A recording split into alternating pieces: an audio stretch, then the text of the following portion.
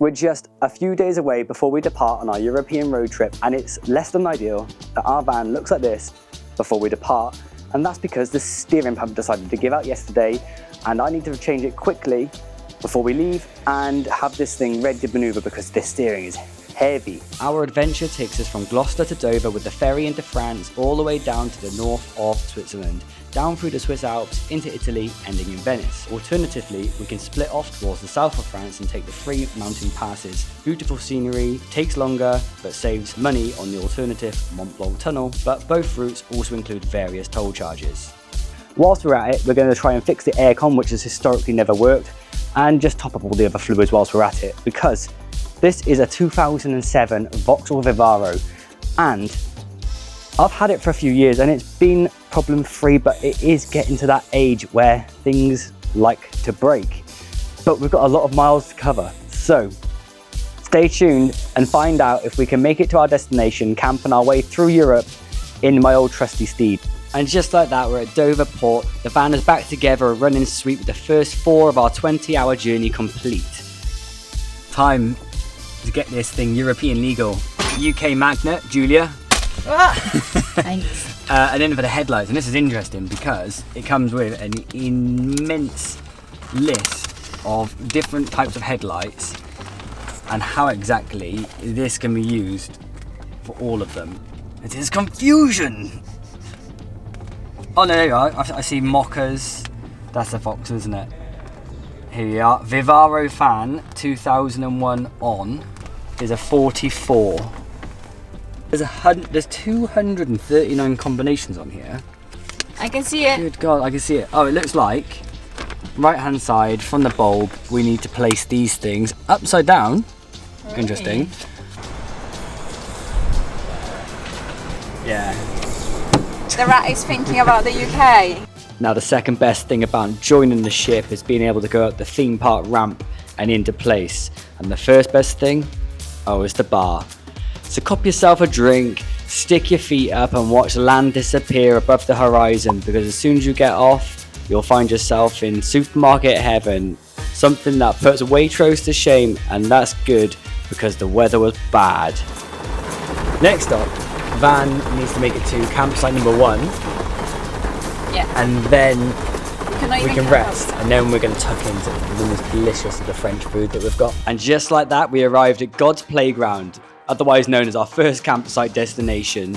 What a place to turn up to with a fortunate break in the weather, but that was short-lived as soon as the heavens opened. This is your birthday, raining, and a lovely French picnic with English beer. For the lovely cost of only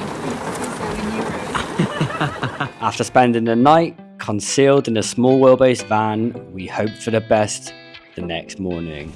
When you're driving in a motorway in France, or most of mainland Europe, you'll notice there's 2 speed limits. There is one speed limit dedicated for when it's wet. So this might explain why that's that's a thing. Because of that. With the rain kindly making its mind up for us, we decided to ditch Route A and head for Route B instead, which means we're heading south, as far as we can go through France before meeting the Italian border. 200 kilometers, pouring down rain. The top road trips are made of. In the morning when we leave this campsite, do we go over the mountains or do we just jump through the tunnel? Mountains is an extra hour, the tunnel is an extra £50-ish.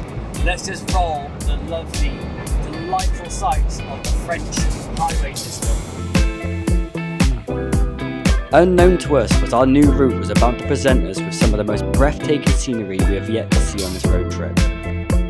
Mile after mile, the sights got more rewarding and the toll road got longer and longer, and we could only wait and see just how much that was going to cost us in just a few moments.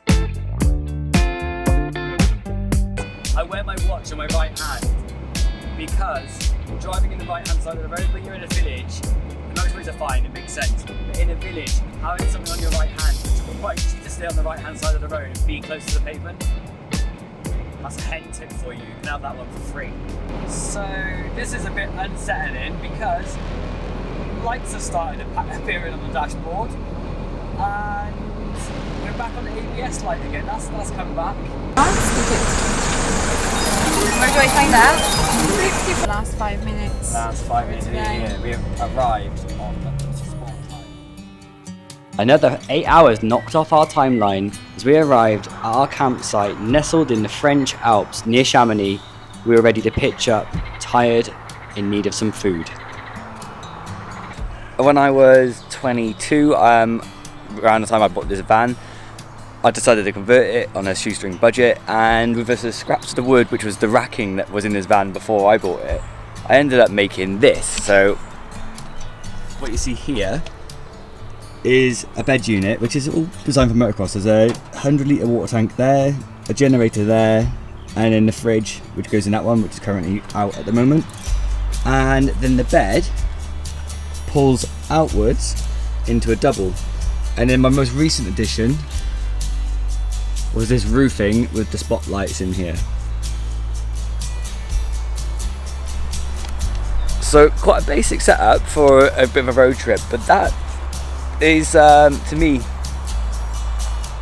enough. Julia's cooking up a storm here. Crepes, homemade, because we're in France. Yeah, look, I got my island. Julia, content with her new kitchen, cooked up what can be described as a delicious crepe straight from the packet. All we could hope for now is a better start to tomorrow morning.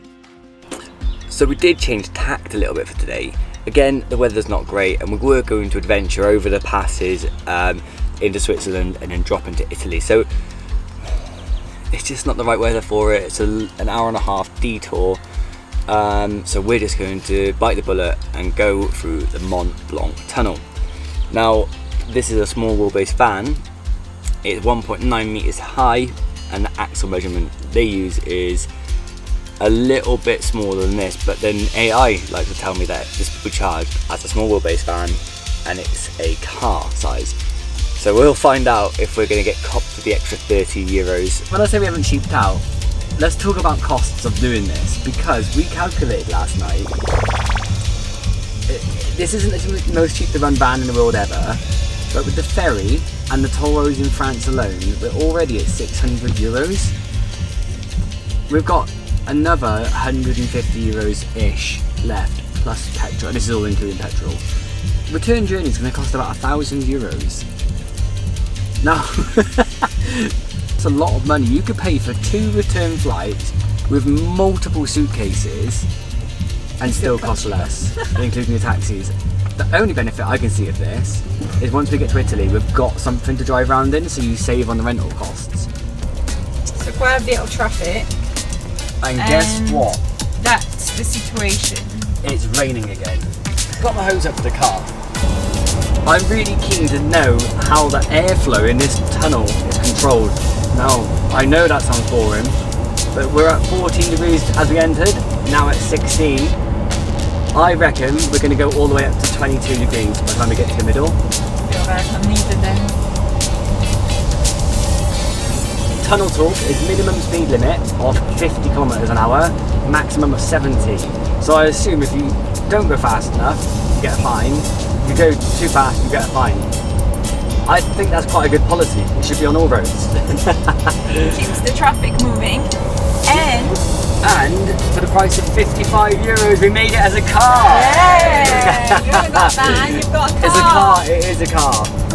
I'm going too fast. So if we're nearly halfway in, 20. 0.50 degrees, just go up. Make me right. Wrong. It's my birthday. Yay! Oh, wow. Let's But see. Julia, We are getting out. does this mean we have technically entered your homeland? Benvenuti in Italia! As we come out of the tunnel into Cormea and dropping down into Turin, the hours passed as we crossed Milan and headed towards Veneto. What I had hoped to capture was some of that Italian driving spirit. You know, the kind where there's a bit of tailgating, flashing, changing lanes without notice. But no, everything was spot on. Compliments. Oh baby, we're toppled over. Oh no, we haven't toppled over. We're just parked in a bush because we've arrived and To a party we've been invited to. And when your car, it doesn't fit the the way of the road here, this is the parking space. So yeah, it turns out I've got the wrong side of the car. Look, we've arrived. And I wish I had something eventful to end the video with, because yeah, the van worked. Nothing went wrong. There's more of a meaning to this. Let's roll back. Let's have a little look, a recap of what it takes to do a quick, cheap trip into Europe. I suppose it just highlights that YouTube isn't reality. There's not always a crash, a police check, or a breakdown. It's a true motoring test of your relationship between you and your vehicle, and what's the value of something that isn't monetary. If my old dear van can make it here, so can you. We'll just cross our fingers for the way back.